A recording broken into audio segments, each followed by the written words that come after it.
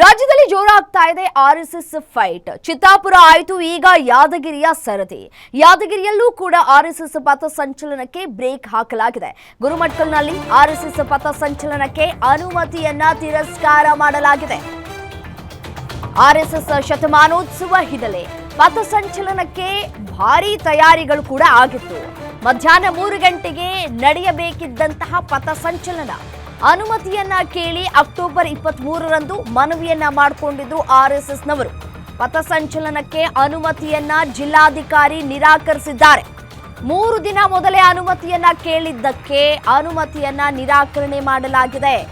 3 ದಿನ ಸಾಧ್ಯ ಆಗುವುದಿಲ್ಲ, ಅದಕ್ಕಿಂತ ಮುಂಚೆಯೇ ನೀವು ಅನುಮತಿಯನ್ನ ಪಡ್ಕೊಳ್ಬೇಕಾಗಿತ್ತು ಅಂತ ಹೇಳಿ ಜಿಲ್ಲಾಧಿಕಾರಿ ಈ ರೀತಿಯಾದಂತಹ ಕಾರಣವನ್ನ ಕೊಟ್ಟು ಆರ್ಎಸ್ಎಸ್ ಪಥಸಂಚಲನಕ್ಕೆ ಬ್ರೇಕ್ ಹಾಕೋದಕ್ಕೆ ಮುಂದಾಗಿದ್ದಾರೆ. 3 ದಿನ ಅಂತಂದ್ರೆ ನಾವು ಕೂಡ ತಯಾರಿಗಳನ್ನ ಮಾಡ್ಕೊಳ್ಬೇಕಾಗತ್ತೆ. ಬೇರೆ ಬೇರೆ ಭಾಗಕ್ಕೆ ಅಧಿಕಾರಿಗಳನ್ನ ವರ್ಗಾವಣೆ ಮಾಡಲಾಗಿರುತ್ತೆ, ಡ್ಯೂಟಿಗೆ ಹಾಕಲಾಗಿರುತ್ತೆ, ಮತ್ತೆ ಕೆಲವರು ರಜೆಯಲ್ಲಿ ಇರ್ತಾರೆ.